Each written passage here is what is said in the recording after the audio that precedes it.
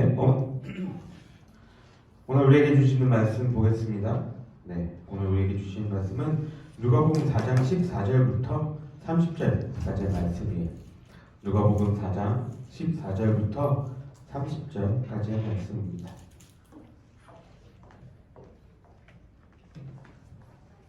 누가복음 4장 14절부터 30절까지의 말씀이에요. 혹시나 이거 인도자 마이크 몇 번이에요?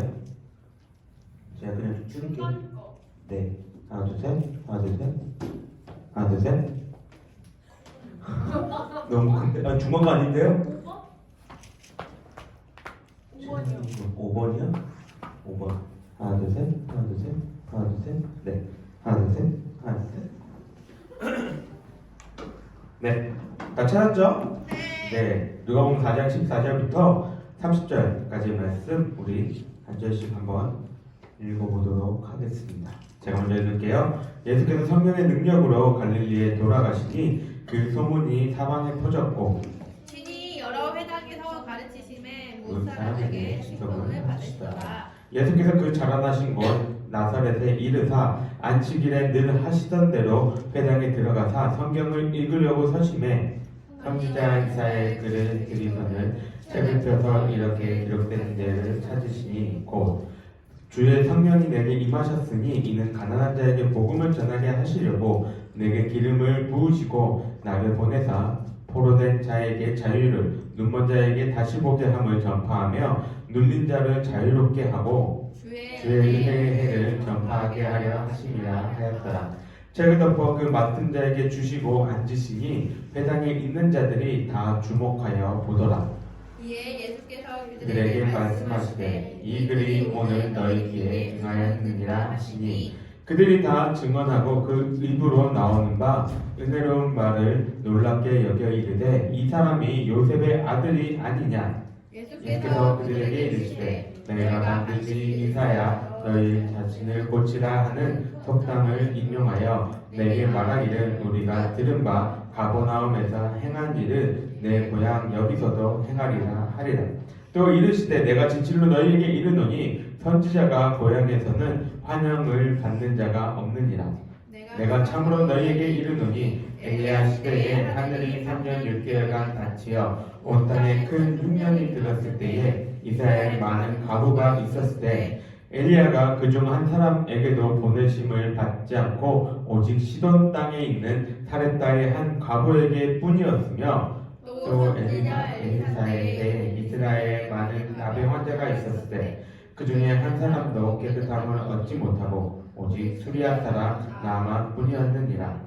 회당에 있는 자들이 이것을 듣고 다 크게 화가 나서 일어나 동네 밖으로 쫓아내어 그 동네가 건설돼 산 양떨집까지 끌고 가서 밀쳐 떨어뜨리고자 하되 함께 읽겠습니다. 예수께서 그들 가운데로 지나서 가시니라. 아멘. 네, 긴 말씀 잘 읽었습니다. 한 주간 잘 지냈어요? 네, 날씨 완전 좋죠?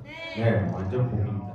제가 주중에 이렇게 내 자리에 앉아있으면 살짝만 일어서면은 여기 둔뱀이 바로 앞에 있는 그 나무들이 보이거든요. 근데 그때까지만 해도 벚꽃이 오늘처럼 이렇게 안 폈었어요. 주중에는 이렇게 안 폈는데 오늘 잠깐 아까 찬양인도 마치고 너무 더워서 바람 쐬려고 잠깐 밖에 나갔는데 꽃이 진짜 쫙 다 폈더라고요. 너무 이렇게 이쁘게 꽃들이 많이 폈던 것 같습니다. 근데 꽃만 피고 이렇게 있으면 좋은데 꼭 이 날씨에 꼭 반갑지 않은 애들도 따라와요. 뭐가 따라와요? 네, 미세먼지가 따라오죠. 네, 미세먼지도 굉장히 이제 농도가 높다고 나오는데 여러분 날씨가 안 좋으면 보통 뭐예요? 나가 놀기 힘들잖아요. 네, 집에서 뭐하고 놀아요? 유튜브, 뒹굴, 게임. 네. 밖에 그래도 친구 잠깐 만나기는 할 거 아니에요. 만나서 뭐예요? 코인 노래방 가요? 여러분 나이 때는 안 갈 나이인가 이제? 그걸 뗄 나이인가? 네. 이것저것 이렇게 코인 노래방도 가고 카페도 가고 그럴 텐데 네. 네. 괜찮아요. 모르니까. 영화 좋아해요? 여러분? 네. 영화 이제 좋아하는데 많이들 영화 보는데 사극 좋아해요? 네. 선생님 말고요. 친구들 내가 여기가 아니라잖아. 하연이 아니라잖아. 사극은 별로 안 좋아하는 것 같아요. 네. 근데 작년 하반기 때에 영화가 하나 개봉했어요. 나는 보지는 못했는데 그 유튜브 이제 짧게 이제 쇼츠라고 하죠. 짧게 이렇게 해놓은 거 그 잠깐 봤는데 재밌을 것 같더라고요. 근데 이 영화가 이슈가 됐던 게 몇 가지가 있습니다. 그 이슈가 됐던 게 뭐냐면 하나는 이 주연 배우가 누구였냐면 누구예요? 네, 유해진 배우였습니다. 유해진이 처음으로 이제 영화 가운데서 처음으로 주연을 맡은 영화라고 해서 이슈가 됐고 또 이 영화를 만든 감독이 지금 우리나라의 그 1000만이 넘었던 영화 중에 왕의 남자라는 이 영화가 있는데 이 영화 가운데서 조연출을 하셨던 분이 이제 자기가 처음으로 찍는 영화가 이 영화였습니다. 그래서 조금 이슈가 됐었어요. 혹시 무슨 영화인지 아는 사람 있어요? 올빼미요. 봤어요? 네. 네. 재밌어요? 네. 범인이 내가 아는 그 사람이에요? 스포일러예요. 네. 어쨌든 네. 그냥 올빼미라는 영화입니다. 여러분들이 좋아하는지는 모르겠지만 유준열이라는 또 다른 배우가 주인공으로 나오는 내용입니다. 내가 이 영화를 찾아본 이유는 뭐 유해진 배우나 뭐 유준열이 나와서가 아니라 이 영화의 소재 때문에 좀 찾아보게 됐어요. 좀 전에도 얘기했듯이 이 영화는 사극 영화인데요. 이 실제 있었던 일들에 대해서 조금 더 상상을 더한 그러한 영화입니다. 이 영화의 시대가 어떤 시대냐면 조선시대 이야기를 하고 있어요. 영화가 만들어지려면 좀 어때야 돼요? 그 사건이 뭔가 임팩트가 좀 있어야죠. 뭐 기승전결이 있던가 감동이 있던가 아니면은 뭐 쇼킹한 얘기가 있던가 좀 그래야 되는데 이 올빼미의 내용은 큰 하나의 사건이 그 중심의 내용입니다. 그 중심 사건이 뭐예요? 보신 선생님들 뭐가 핵심 사건이에요? 세자가 죽었어요. 네, 왕자 세자가 독살 당하는 것이 이 영화의 주요 사건입니다. 근데 조선시대는 우리가 알게 모르게 은근히 독살설이 되게 많이 있어요. 조선의 왕이 총 몇 명입니까?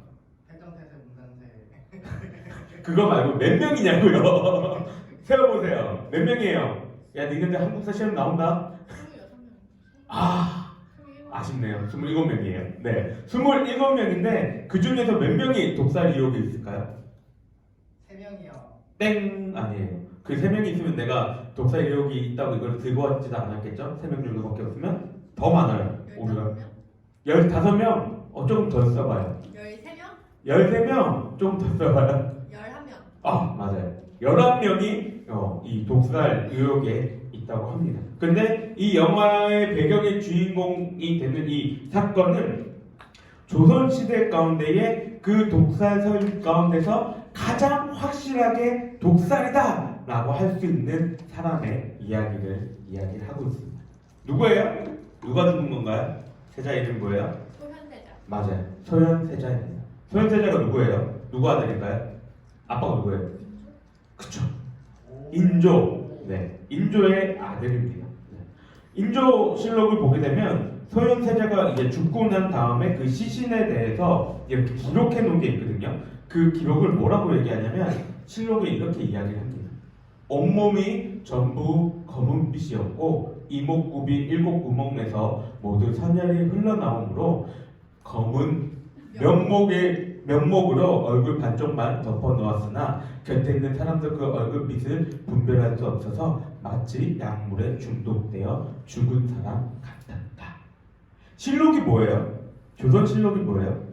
왕이나 그때의 당시의 일들을 정확하게 기록해 놓은 책이 바로 실록이라는 것입니다. 조선실록인데 그 조선실록에 기록되어 있는 이 기록조차도 지금 뭐라고 얘기해요? 마지막에 마치 약물에 중독되어 죽은 사람 같았다라고 적을 만큼 독살 의혹이 있었던 사람입니다.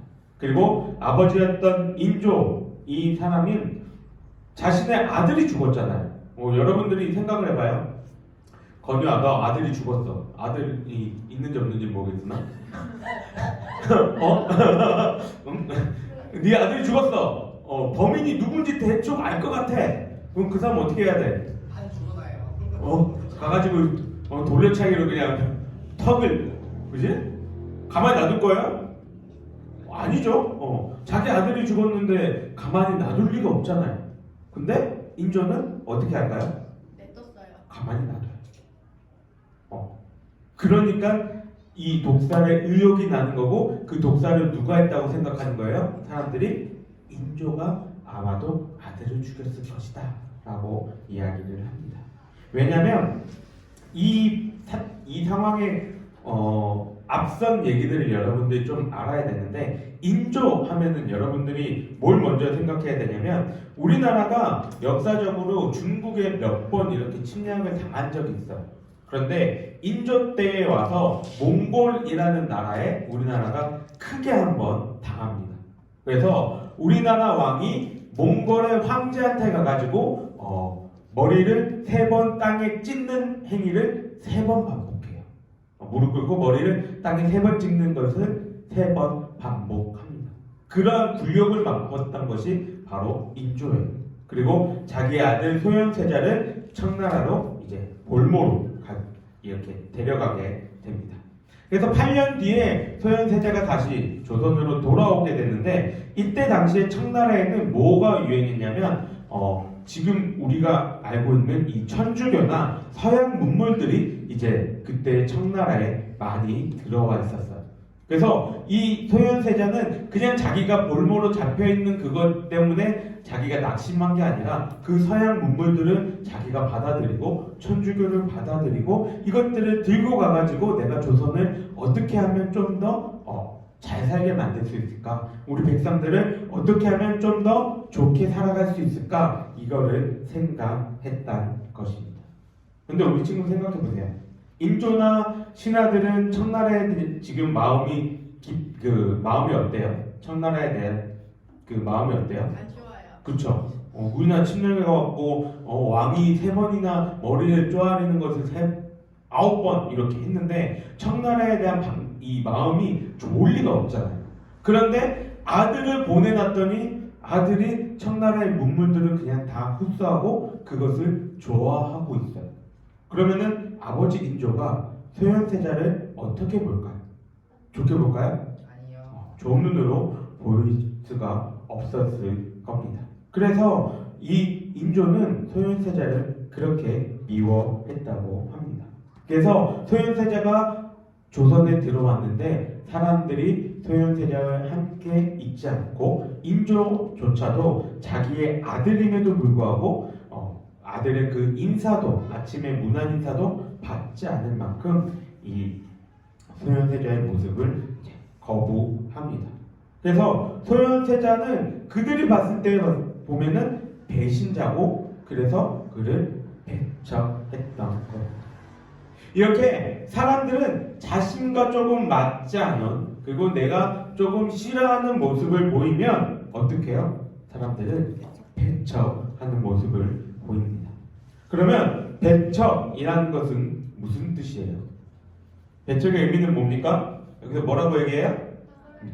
따돌리거나 거부하여 밀려내치다 라는 게 배척이라고 이야기를 합니다.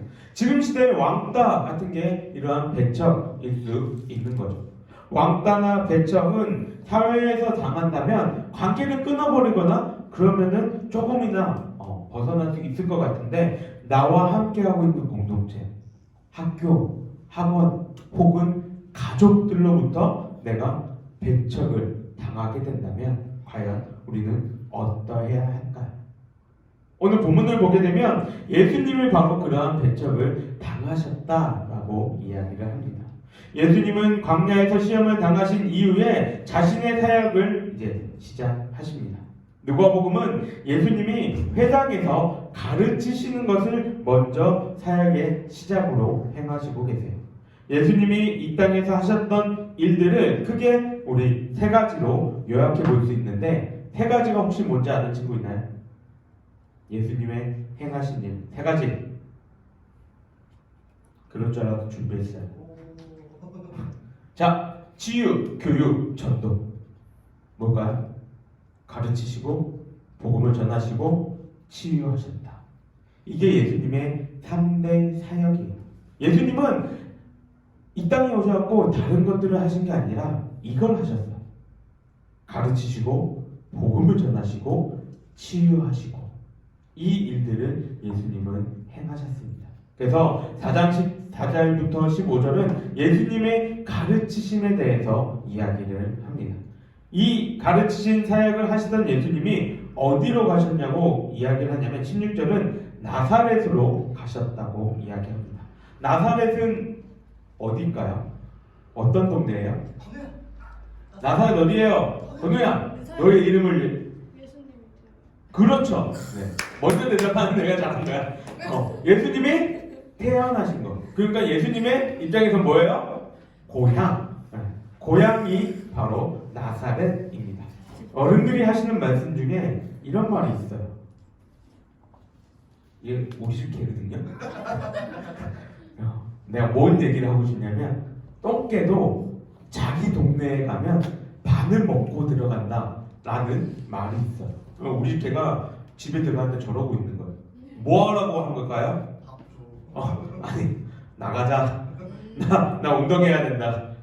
나가자. 산책 가자. 이래 얘기하는 거예요. 홈그라운드라는 우리가 스포츠 경기를 보면은 홈그라운드라는 그런 얘기를 하죠. 우리나라가 2002년에 여기 많은 친구들이 2002년 월드컵 보지 못했겠지만 우리나라가 월드컵 사장 4강을 간 적이 있어요. 2002년에. 왜냐면은 거기에 뭐 2002 월드컵 친구들이 다 잘한 것도 있지만 많은 이득을 본 게 우리나라에서 이제 월드컵을 했었거든요. 우리나라하고 일본하고. 그래서 많은 사람들이 홈그라운드의 이점을 많이 받았다라고 얘기를 합니다.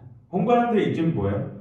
외국 같은 데 가면은 막 잘못하면 막 이렇게 욕을 하는데 못 알아듣잖아요. 근데 우리나라는 다 알아듣는단 말이에요. 그래서 지금 막 생각난 건데 여러분 야구 좋아해요? 네. 선생님 말고요. 우리 친구들 야구 좋아해요? 그죠? 네. 목사님 야구 좋아하거든요. 목사님 특히나 부산에 있었기에 롯데라는 야구팀을 되게 좋아하는데 여기가 응원이 굉장히 독특한 문화의 곳이에요. 그래서 여기는 이제 야구를 하다가 우리 팀을 죽이려고 하는 투수의 어떤 행동을 하면은 관중들이 전부 다 그 투수를 향해서 마라고 소리를 칩니다. 네. 마라는 게 부산말로 마가 무슨 뜻인가요? 우리 지영 선생님? 거의 욕설감입니다. 야, 너 그렇게 할래? 너 그렇게 할래? 이런 뜻을 한 단어 딱 압축해가지고 마라고 얘기를 하는 거예요. 이처럼 홈그라운드에는 이점이 있어요. 그런데 지금 뭘 얘기하고자 하냐면 예수님한테는 그렇지 않았다는 거예요. 예수님이 사셨던 나사렛 그 고향으로 가셨는데 우리 예수님이 당하신 일들은 그러한 일들을 당하시지 않았다는 겁니다. 예수님이 안식일에 나사렛의 한 회당에서 성경을 읽으십니다. 그냥 읽으신 것이 아니라 오늘 말씀을 보면은 의도적으로 어느 한 부분을 찾으셔서 읽으셨는데 그것이 이사야서 61장 1절에서부터 2절 말씀입니다. 의도적으로 찾았다는 것은 뭐예요? 무슨 의미예요? 내가 이거를 읽고 내가 너희한테 할 말이 있어서 의도적으로 그 부분을 찾았다는 것을 의미하는 거잖아요.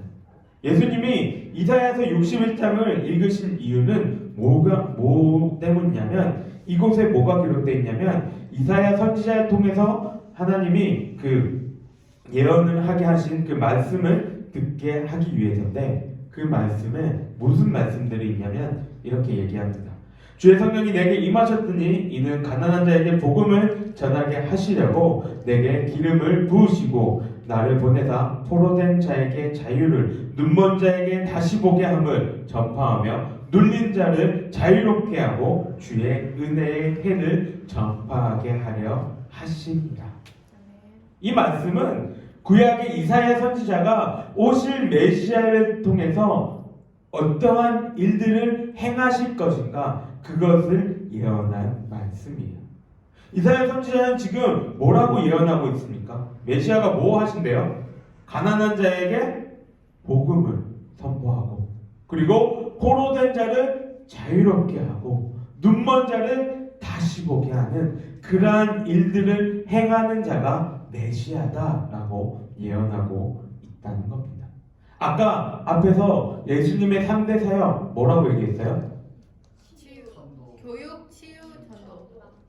교육, 가르치시고 복음을 전하시고 치유하시고 교육 치유 짧게 얘기해요. 가르치시고 복음을 전하시고 치유하시고 이사야서에 지금 메시아는 뭐 한다고 기록되어 있다고요? 가난한 자에게 복음을 선포하고 그리고 포로된 자를 자유롭게 하고 눈먼 자를 다시 보게 하고 무슨 말이에요? 지금 예수님이 하셨던 그 사역들은 지금 이사야서에서 선지자였던 그 말씀들을 다 행하셨다는 거예요. 예수님이 지금 이사야서를 펴가지고 읽으신 이유는 이 일들을 행할 메시아가 나야 라고 말씀하시기 위해 알려주시기 위해 이 말씀을 읽으셨던 겁니다. 그럼 사람들이 어떻게 반응했을까요? 22절을 쉬운 성경으로 읽으면 이렇게 이야기를 합니다. 모든 사람들이 예수님에 대해서 한마디씩 말하였습니다. 그리고 예수님의 입에서 흘러나오는 은혜의 말씀을 이상하게 생각했습니다. 그러면서 이 사람이 요셉의 아들이 아니냐라고 말했습니다. 쉽게 말하면 무슨 말이에요? 야, 쟤 예수 아니야? 쟤 저기 목순의 그 큰아들 아니야? 쟤가 왜 회당에서 저 말씀을 읽고 있어? 쟤 뭐라는 거니? 이렇게 반응했다는 거예요. 이에 대해서 예수님은 다시 속담 하나를 말씀하십니다. 그리고 그들의 마음속에 있는 그 마음들을 읽으셔요. 속담은 뭐냐면 네가 의사면 네 병을 네가 고쳐봐라. 이런 속담이에요. 네가 메시아면 증거를 보여라. 이거를 너희들이 마음속에 품고 있구나 라고 말씀하십니다. 어젠가 자기 전에 인터넷을 이렇게 페이스북을 잠깐 봤어요. 근데 페이스북 가운데에 뭐가 이렇게 연동돼서 나왔냐면 한 외국의 목사님과 한 여성이 이렇게 있는데 그 여성이 그런 얘기를 합니다. 이 목사님한테 예수님이 부활하셨다는 증거를 나한테 보여라 라고 이야기를 해요. 근데 이 목사님이 그 여성이 무슨 그러면은 증거가 필요하냐? 라고 물어보니까 이 여성이 뭐라고 얘기하냐면 예수님의 의료 기록을 가져와라. 그럼 내가 당장 믿겠다. 내가 지금 당장 크리스천이 되겠다. 라고 이야기를 합니다. 그래서 그 목사님이 그거는 할 수 없는 일이지 않나. 그 당시에 1세기에는 의료 기록이 없었다. 라고 얘기를 해요. 그러니까 그 여성이 막 비웃으면서 참 쉬운 변명이네요. 막 그러면서 막 목사님한테 뭐라고 이렇게 얘기를 합니다. 그 얘기를 다 들었던 그 목사님이 딱 한마디로 얘기를 하는데 이런 얘기를 하더라고요. 그것이 쉬운 말이 아니라 당신이 하고 있는 게 쉬운 얘기 아니냐고. 무슨 말이냐면 1세기 때에 의료기억이 없었던 건 당신도 알고 있지 않냐. 그 기록이 중요한 게 아니라 다른 역사가들이 남겼던 증언들이 그 증거들이 예수가 살아계셨고 부활하셨다 그것을 이야기하고 있는데 그것을 안 믿는 것은 당신 아니냐 이러한 얘기를 하는 것을 보게 되었습니다. 마찬가지예요. 지금 이 나사렛에 있는 사람들은 예수님에게 그러한 것들을 요구하고 있는 거예요. 네가 메시아면 그 메시아인 것들을 우리 눈에 보여봐. 그럼 내가 당장 믿을게. 이것들을 얘기하고 있었다는 거예요. 이 사건을 통해서 우리는 몇 가지를 생각해 볼 수가 있어요. 먼저는 예수님은 계속해서 자신이 메시아이시라는 이 사실을 얘기하고 계시다는 거예요. 어떻게? 행동으로.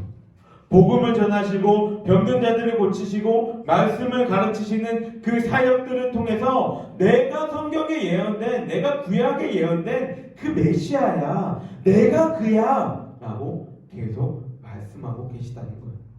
근데 사람들은 어떻게 해요? 믿으려고 하잖아요. 뭘 더 원하냐요? 눈에 보이는 증거, 확실한 물증, 그거를 달라고 이야기를 합니다.